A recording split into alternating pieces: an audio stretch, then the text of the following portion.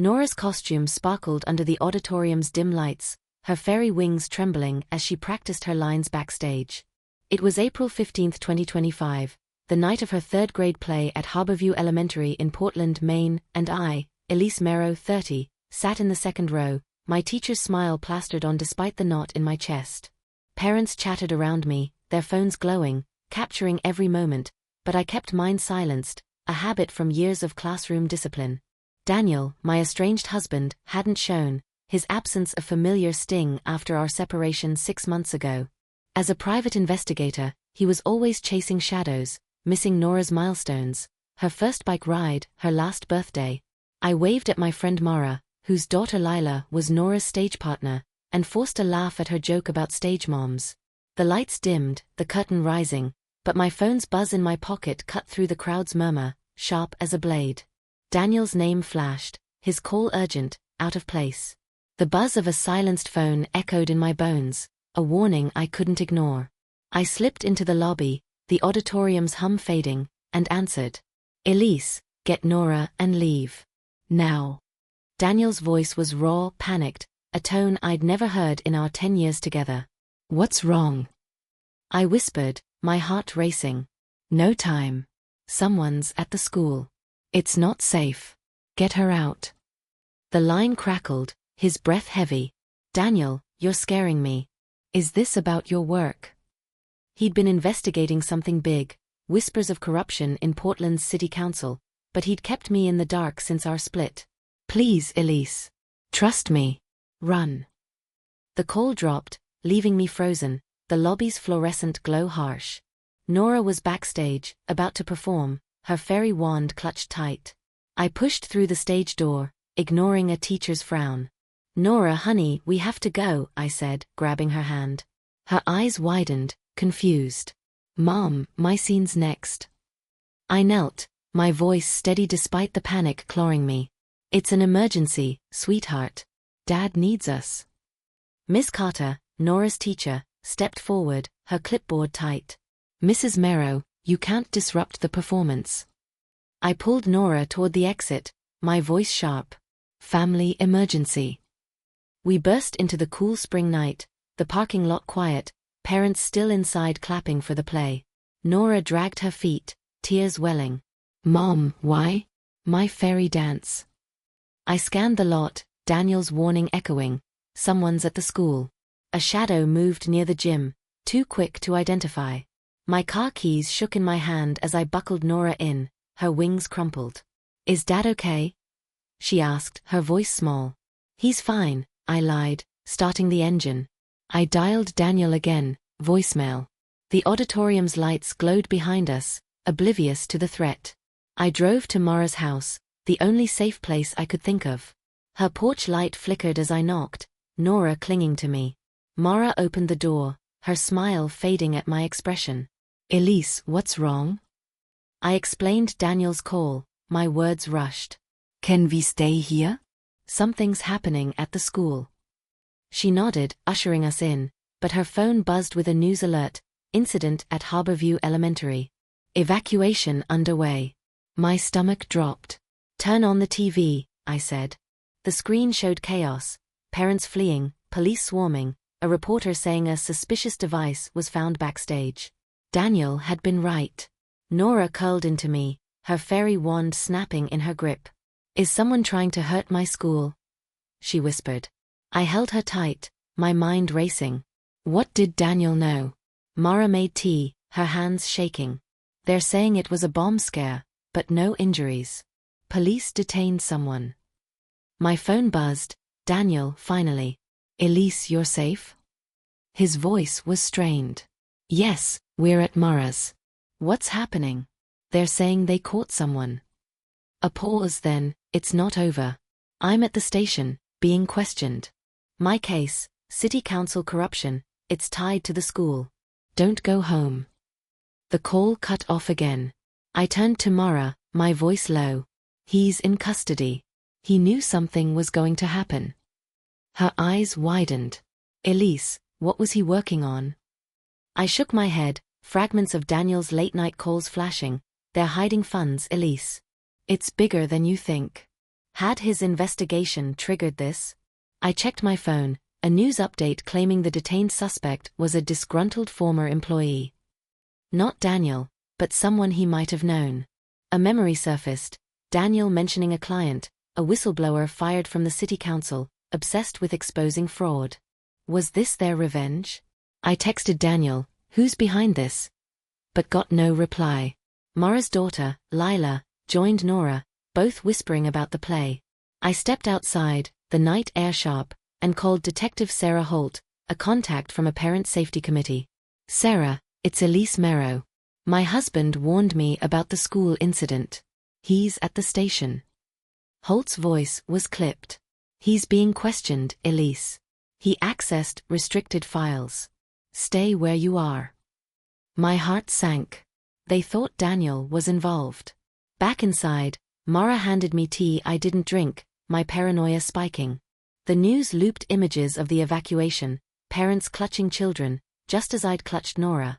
I checked my phone again, expecting Daniel, but found a text from an unknown number. "You ran. Good. But you can't hide." My breath caught, the auditorium's buzz in my mind, a silenced phone's warning now a threat. I showed Mara, her face paling. "Elise, who sent this?" I shook my head, the text's words burning. "You can't hide." The room spun, the TV's drone fading, and I noticed a small envelope on Mara's table, my name scrawled in Daniel's handwriting. Inside was a key, no note. The phone's silenced buzz pulsed in my skull, a cryptic text from an unknown number revealing a key Daniel left, whispering a betrayal I hadn't yet seen, a lock waiting to be opened in a conspiracy that held us all. The police station smelled of stale coffee and disinfectant, the fluorescent lights buzzing as I stood at the counter, clutching the key Daniel left in Mara's envelope. It was April 16, 2025, the morning after Nora's school play turned into a nightmare, and my estranged husband was detained, accused of causing the panic at Harborview Elementary. Nora was safe at Mara's, her fairy wings discarded, but Daniel's warning, "Get Nora and leave," and the cryptic text, "You can't hide," burned in my mind. I'd barely slept, the image of police swarming the school, parents fleeing, haunting me. "I need to see Daniel Merrow," I told the desk officer, my voice shaking. He frowned, checking his screen. "He's in questioning, Mrs. Merrow. You'll have to wait." I gripped the key, its rusted edge biting my palm, a memory flashing. Daniel locking a safe in his office, his voice sharp, "Don't touch this, Elise." Had he known then, investigating city council corruption, that it would come to this? The shadowed locker and the jangle of a rusted key echoed in my skull, a secret waiting to be unlocked. I sat in the waiting area, the key heavy in my pocket, the text from an unknown number replaying, "You ran. Good. Who sent it?" Not Daniel, he was in custody. I called Mara, checking on Nora. "She's okay, coloring with Lila," Mara said, her voice tight. "But Elise, the news is saying Daniel planted the device." My heart sank. "That's a lie.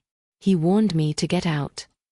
I hung up, scrolling through updates. Former PI detained after bomb scare. Lies. Daniel wasn't a bomber, he was a protector. But the key burned, its purpose unclear. A memory surfaced, Daniel working late, his laptop glowing, muttering about missing funds and school contracts. Had he uncovered something too big? I texted Detective Sarah Holt, my safety committee contact, "Daniel's innocent. Check the school's safe room footage." Her reply was curt, "We're investigating. Stay put." The station buzzed with activity, officers moving past, their radios crackling. I slipped out, needing answers, and drove to Daniel's office, a small rental in Portland's Old Port. The key had to fit something. His safe, a locker, a file. The office was dark, the door unlocked, which set my nerves on edge. Inside, papers littered his desk, a coffee mug half full, as if he'd left in a hurry. I searched for a safe, a lock, anything the key might open. A metal locker stood in the corner, rusted and dented, its padlock gleaming. My hands shook as I inserted the key. It fit, turning with a jangle that echoed like a warning. Inside was a folder, labeled Council Case, 2025, stuffed with notes in Daniel's scroll. School board siphoned $2 million from safety funds. Contracts to Sentinel Security. Insider, T. Reed. My breath caught. T. Reed, Thomas Reed, the school board treasurer? The folder held bank records, emails, a photo of Reed with a man I didn't recognize, both outside Harborview. A sticky note read, "Safe room device staged. Reed's orders." Daniel had known the device was planted, not by him, but by someone on the board. Why hadn't he told me? A memory flashed, our last fight, 6 months ago, Daniel saying, "You're safer not knowing, Elise." I'd thought he was hiding an affair, not this. My phone buzzed, a news alert, suspect in Harborview scare released, lack of evidence. Daniel was free, but where was he? I called, no answer. The locker's jangle lingered, a secret half revealed. I stuffed the folder in my bag and drove to Mara's, needing to see Nora, to ground myself. Mara's house was quiet, the girls asleep upstairs. "Daniel's out," I told her, showing the folder. "This proves the school board's involved. Someone named Thomas Reed." Mara's eyes widened. "Reed's my cousin's boss. He's been pushing private security contracts." My stomach twisted. Was everyone connected? I checked my phone, another text from the unknown number, "Stop digging for Nora's sake." My hands shook, the threat too close. "Mara, can Nora stay another night?" She nodded, her face pale. I drove home, the Portland streets fogged, every shadow a threat. My apartment was dark, the lock intact, but the air felt wrong, heavy. I checked every room, clutching the folder, Daniel's absence a weight. At home, I spread the folder's contents on my kitchen table. Bank transfers, emails between Reed and a company called Sentinel Security, promising enhanced measures for a cut of the funds. A memory flashed, Daniel at our kitchen table a year ago, before our split, saying, "The council's dirty, Elise. Schools are just the start." I dismissed it, tired of his late nights. Had I pushed him away, into this danger? My phone rang, Detective Holt. "Elise, Daniel's at the station, refusing to talk without you. Get here." I grabbed the folder and drove, the fog swallowing the city, my heart pounding. At the station, Daniel looked exhausted, his eyes hollow. "Elise, I'm sorry," he said, voice low. "I didn't plant anything. I found Reed's plan, staged threats to justify contracts." I slid the folder to him. "I know. I found this." Holt took the folder, her face grim. "This is big, Elise. Reed's connected to the mayor. We need more to move on him." Daniel gripped my hand. "There's a flash drive, in my safe deposit box at First Coastal Bank. It's got everything, recordings, emails." I nodded, the keys jangle in my mind, but Holt's radio crackled, "Suspicious activity, Harborview. Officers dispatched." My heart stopped. "Nora's at Mara's, near the school," I said. Daniel paled. "Reed knows we're onto him." We rushed to Mara's, police trailing, but her house was empty, the girls gone. A note on the table, in unfamiliar handwriting, "Bring the drive or they pay." The locker's jangle echoed, a rusted key's secret now a trap, and I found Daniel's flash drive in my bag, his notes inside revealing he'd worked with Reed, his warning a lie to save himself, betraying us all. The fog clung to Portland's streets like a shroud, the warehouse looming in the distance, its windows dark and grimy. It was April 17, 2025, 2 days after the Harborview Elementary bomb scare, and my daughter Nora was gone, taken with Mara's daughter Lila from her friend's house. Daniel's flash drive, found in his office locker, burned in my pocket, its notes revealing his complicity in a school board conspiracy, a staged threat to secure a lucrative security contract. My estranged husband's betrayal cut deeper than the cryptic text I'd received, "You can't hide." I stood outside the warehouse, the key he'd left me jangling in my memory, my heart pounding as I searched for Nora. The police were no help. Detective Holt said they were following leads, but Daniel's detention and release had shifted suspicion onto us. I'd come here, a derelict building near the docks, following a tip from a school janitor who'd seen a black van near Morris Street. The foggy warehouse and the hum of a flickering bulb inside pulsed in my mind, a beacon of dread leading me to my daughter. The warehouse door was ajar, the hinges creaking as I slipped inside. The air was thick with dust, the bulb's flickering hum casting shadows on rusted crates and broken pallets. My flashlight beam swept the room, landing on a metal chair in the corner, a child's fairy wand, Nora's, lying broken beside it. My breath caught, a memory flashing. Nora practicing her fairy dance, her wings sparkling, Daniel's voice on the phone. Get Nora and leave. He'd known, but his notes suggested he'd helped plan the scare, working with Thomas Reed, the school board treasurer. Why? I crept forward, the bulbs hum louder, its light stuttering. A muffled sob came from a back room. Nora. I gripped my pocket knife, my hands trembling, and moved toward the sound, the fog seeping through cracked windows, chilling my skin. The back room was locked, a padlock glinting. I fumbled with Daniel's key, it didn't fit. Panic surged, but I pried the lock with my knife, the blade snapping as the door gave way. Nora and Lila sat huddled on the floor, bound with zip ties, their faces pale but alive. Mom, Nora whispered, tears streaking her cheeks. I cut their ties, my hands shaking, and pulled them into my arms.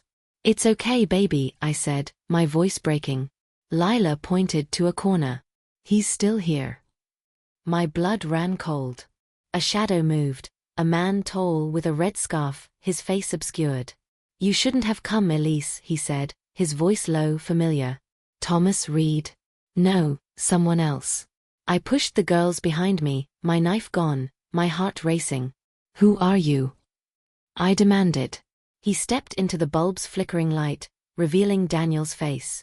Elise, Daniel said, his eyes hollow, I tried to protect you. My stomach twisted. The flash drive's notes flashed in my mind, Reed's orders. Staged device. Discomplete. You helped them, I hissed, shielding Nora and Lila. You set up the bomb scare. He shook his head, his hands raised. I had no choice. Reed threatened Nora. A memory surfaced, Daniel working late, whispering about debts he owed. Had Reed blackmailed him? Why didn't you tell me? I shouted. The bulb's hum grew erratic, the room dimming. I thought I could stop it, he said, his voice cracking. But they took the girls to keep me quiet. Footsteps echoed outside. Police, I hoped, but the man's scarf wasn't Daniel's style. Was he lying again? I grabbed the girls, backing toward the door, Daniel following. Elise, please, I'm on your side. But the flash drive's words burned. Complied. I couldn't trust him. A police siren wailed, and Daniel froze. You called Holt? He asked, his tone sharp. I nodded, my resolve hardening. I had to. The door burst open, Detective Holt and officers storming in, guns drawn. Daniel Merrow, hands up, Holt barked. He complied, his eyes locked on mine, pleading. Check the drive, he said. It's all there. Holt cuffed him, her face grim. We've got Reed in custody. Your evidence helped. I clutched Nora, Lila trembling beside us, the bulb's hum faltering, the room plunging into shadow. At the station, Holt played the flash drive's audio files, recordings of Reed and a man named Victor _uncovered text, unable to get further because of length. James Carver, Sentinel Securities chief, plotting the scare to secure a $5 million contract. Daniel's voice was on the tapes, agreeing to plant a decoy device, believing it was harmless. My heart sank. He'd been coerced, but he'd still betrayed us. He was protecting Nora, Holt said, but he broke the law. I held Nora tight, her fairy wings long gone, my trust in Daniel shattered. A memory flashed, Daniel kissing Nora's forehead, promising to always keep her safe. Lies. Back home, Nora slept, exhausted, while I pored over the flash drive's files. Bank records showing Reed's kickbacks, emails detailing the plan. One file was a video, Carver at Harborview, planting a real device, not a decoy. Daniel's notes said he'd discovered it too late, tried to intervene, but Reed had already taken the girls. My phone buzzed, a text from Mara, Lila's okay. Thank you. I didn't reply, my eyes on the files, the conspiracy unraveling. The school board had covered up safety violations to hide their fraud, and Daniel had been their pawn. I called Holt, sharing the video. Carver's the key, I said. Find him. She promised to act, but her voice was tense. This goes high up, Elise. Be careful. That night, I locked every door, the foggy warehouse haunting me. The bulb's flickering hum lingered, a reminder of the near darkness where I'd found Nora. I checked on her, her breathing soft, and sat by her bed, the flash drive heavy in my hand. A memory surfaced, Daniel teaching Nora to ride her bike, his smile warm. Had he been trapped, or was he complicit?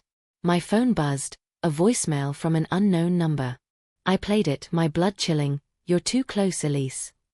Carver's voice, low and menacing. The bulb's flickering hum pulsed in my ears, a recorded message from Nora's fairy wand, found broken in the warehouse, her voice whispering, "Mom, he's got me," a desperate plea that wasn't meant for me, revealing she was alive but captive, her fate a ticking bomb in the conspiracy's grip. The storm battered Portland's dockyard, rain lashing the rusted cranes as I crouched behind a shipping container, Nora's recorded message. "Mom, he's got me," looping in my head. It was April 18, 2025, 3 days after the Harborview Elementary bomb scare, and my daughter and Lila were safe, rescued from the warehouse, but James Carver, Sentinel Security's chief, was still out there, the mastermind behind the conspiracy. Daniel's flash drive, its notes exposing his complicity with Thomas Reed's staged threat, sat heavy in my pocket, his betrayal a wound I couldn't close.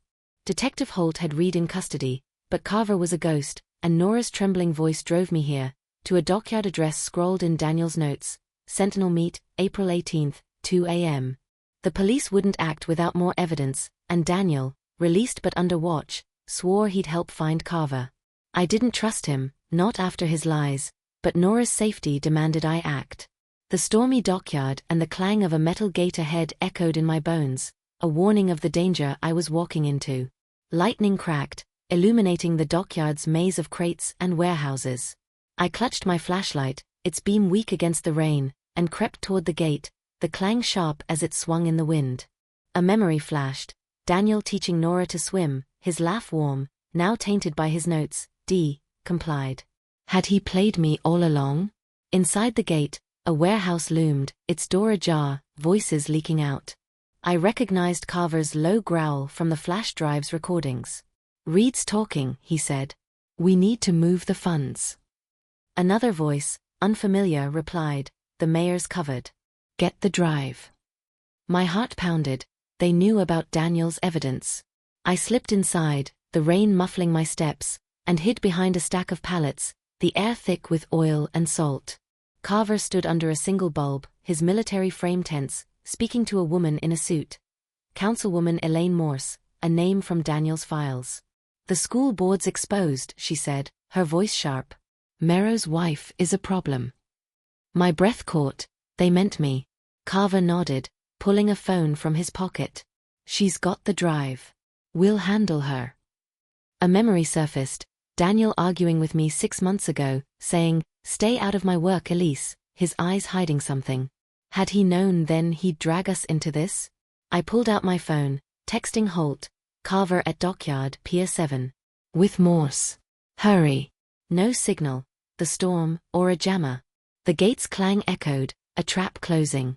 I edged closer, spotting a desk cluttered with papers. A ledger caught my eye, names, dates, payments. Reed, $200,000, 2024. Morse, $500,000, 2025. The conspiracy wasn't just school contracts, it was a network, bleeding the city dry. I snapped photos, my hands shaking, but a floorboard creaked under me. Carver spun, his eyes locking on my shadow. "Who's there?" he barked, drawing a gun. I ducked, heart racing, and bolted for a side exit, the rain swallowing my footsteps. Morse shouted, "Find her." As I burst through the door, the gate clanging behind me. I ran to my car, the ledger's images burning in my phone, but a black van screeched into the lot, blocking my path. A man stepped out, Daniel. "Elise, get in," he yelled, his car idling nearby. I froze, his betrayal raw. "You worked with them," I shouted, clutching my phone. "You put Nora in danger." He grabbed my arm, his eyes desperate. "I was blackmailed, Elise. They had photos, Nora at school. I had to comply." Lightning flashed, revealing his face, haggard, pleading. I didn't believe him, but the van's doors opened, men approaching. I dove into Daniel's car, my phone slipping, the photos unsent. He sped off, the dockyard fading, but the gate's clang followed, a warning I'd seen too much. "Where's Nora?" I demanded. Safe with Mara, he said. I swear. I didn't trust his swear. We reached Mara's house, police cars already there. Holt met us, her face grim. Nora and Lila are secure, but Carver's gone. We found the warehouse empty. I handed her my phone, the ledger photos intact. This ties Carver to Morse, to the mayor, I said. They're stealing millions. Holt nodded, scanning the images. This is enough for a warrant, but Morse is connected. We need Carver. Daniel gripped my hand. I recorded him, Elise. On the drive. I was going to turn him in. I pulled away his notes, complied, still burning. A memory flashed, Daniel kissing Nora goodnight, promising safety. Lies or truth? Holt's radio crackled, suspect spotted, downtown. Carver. We followed Holt to a downtown alley, the storm raging, police surrounding a boarded-up office. Carver was inside, Holt said, barricaded. Stay back, Elise, she warned, but I needed to see him caught. The door burst open, Carver firing, officers returning shots. He fell, clutching his chest, his gun skittering. Holt cuffed him, his eyes meeting mine, cold and unrepentant. You'll pay, Mero, he spat. I turned to Daniel, his face pale. You brought this to us, I said, my voice breaking. He nodded, silent, the weight of his choices crushing us both. Nora was safe, but the conspiracy's shadow lingered, the ledger's names a litany of corruption. Back home, I held Nora, her breathing soft, Lila asleep beside her. The storm quieted, but the gate's clang echoed, a reminder of the danger we'd escaped. I checked my phone, a new text from an unknown number. You got Carver. Not the head. My heart stopped, the ledger's names flashing, Morse Mayor.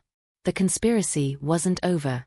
I locked the doors, the rain's patter fading, but a new sound rose, a faint clang, like metal on stone, from my backyard. I grabbed a flashlight, finding a small box buried by the fence, a ledger inside listing payoffs to the mayor, the clang of a metal gate revealing a conspiracy that reached beyond Carver, a machine too vast to stop, its pulse beating in my fear. The rain lashed Portland's rooftops, the city's lights blurred as I stood on the edge of a municipal building, clutching the ledger of payoffs that exposed Councilwoman Elaine Morse's role in the school conspiracy. It was April 19, 2025, 4 days after the Harborview Elementary bomb scare, and my daughter Nora and her friend Lila were safe, rescued from the warehouse, but the threat lingered. James Carver, Sentinel Security's chief, was in custody, his arrest exposing the school board's staged device, but the ledger pointed higher, to Morse and the mayor's office. Daniel's betrayal, revealed in his flash drive notes, cut deep. He'd complied with Thomas Reed's scheme, endangering Nora to save her.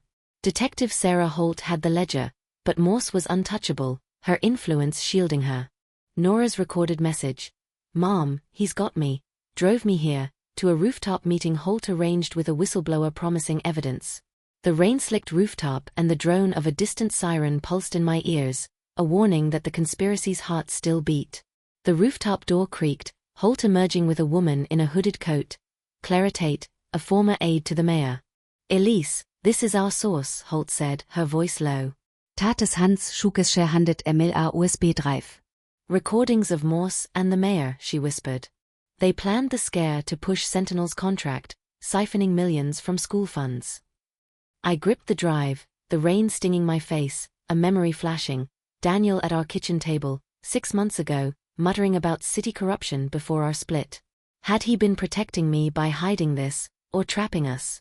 Morse knows you're close, Tate, glancing at the shadows. She's watching. The siren's drone grew louder, police or something worse. I nodded to Holt. Let's end this. We descended to Holt's car, the USB drive heavy in my pocket. At the station, Holt played the recordings. Morse's voice, cold and calculated, the scare ensures the contract. Reed handles the board, Carver the device. The mayor's voice followed, keep it clean. No casualties. My stomach churned, they'd gambled with children's lives for profit. A memory surfaced, Nora practicing her fairy dance, Daniel promising to be there, his absence a lie. Holt's face was grim. This nails Morse, but we need her in custody. She's at City Hall, a fundraiser tonight. I clutched the drive, Daniel's betrayal raw. I'm coming, I said. Nora's safe with Mara, but I need to see Morse fall. Holt hesitated, then nodded. Stay close. City Hall's marble halls glowed, the fundraiser buzzing with Portland's elite. Morse stood at the podium, her smile polished, touting school safety. I slipped in with Holt, the USB drive burning, the ledger's names, Reed Carver, the mayor, etched in my mind. A memory flashed, Daniel teaching Nora to read, his voice soft, now tainted by his complicity. Holt signaled an officer, who approached Morse mid-speech. Elaine Morse, you're under arrest for conspiracy and fraud, he said, cuffs gleaming. The crowd gasped, Morse's smile faltering as she spotted me. You, she hissed, her eyes venomous. You'll regret this. I held her gaze, my voice steady. Not as much as you. Officers led her out, the sirens drone outside a grim chorus. At the station, Morse's confession unraveled the conspiracy. She'd orchestrated the scare to secure Sentinel's $5 million contract, splitting funds with the mayor and Reed. Carver planted the device, a controlled explosive meant to cause panic, not harm, but Daniel's interference, finding the real device, had disrupted their plan. Daniel was blackmailed, Morse said, smirking. He owed us debts from his PI work. I clenched my fists, the betrayal raw. Holt released Daniel, his face gaunt as he faced me. Elise, I thought I could control it, he said, his voice breaking. They threatened Nora. I turned away, Nora's safety my only anchor. A memory flashed, Daniel kissing Nora goodnight, his promises now ash. Nora and Lila were at Mara's, shaken but unharmed, their fairy costumes discarded. I held Nora, her warmth grounding me, but the ledger's scope haunted me, dozens of payoffs, years of corruption. The mayor resigned, the news erupting with headlines, Portland conspiracy exposed. Mara joined us, her face pale. Lila's okay, but she saw Carver at the school, asking about exits. My heart sank, children as pawns. I checked my phone, expecting threats, but found a message from Clara Tate, thank you. I'm free. The recordings had broken the conspiracy, but Daniel's role lingered, a wound I couldn't heal. I locked our doors, the rain easing, but the siren's drone echoed, a reminder of the cost. Months later, summer bloomed, and we moved to a new apartment, away from Harborview's shadow. Nora returned to school, her laughter returning, but nightmares lingered. Daniel faced charges for his role, his plea deal sparing jail but not our trust. I joined a parent safety council, advocating for transparency, my voice stronger. Mara and Lila visited, our bond forged in survival. The news faded, but the conspiracy's scars remained, parents whispering, eyes wary. I taught Nora to ride a bike again, her smile a balm, but Daniel's absence was a void. A memory flashed, our last family dinner, Daniel promising forever. Lies. One evening, I unpacked the last box in our new home, finding a small envelope tucked inside, Daniel's handwriting, for Elise. Inside was a note, dated the day of the scare. I took Reed's deal to protect Nora, but I failed you. The truth's in the drive. Forgive me. My throat tightened, his betrayal was coercion, but the damage was done. Nora called from the kitchen, Mom, dinner's ready. I joined her, the table set for two, the sirens drone a distant memory. Trust was fragile, but we were rebuilding piece by piece. The rain had stopped, the rooftops edge behind us, but a new sound rose, a faint rustle like paper in the wind from my desk. I found a final note from Daniel, slipped into my bag, Nora's safe because of you, not me. The siren's distant drone pulsed, revealing his confession of sacrifice, a truth that mended nothing but offered a fragile redemption, a whisper of healing in our broken world.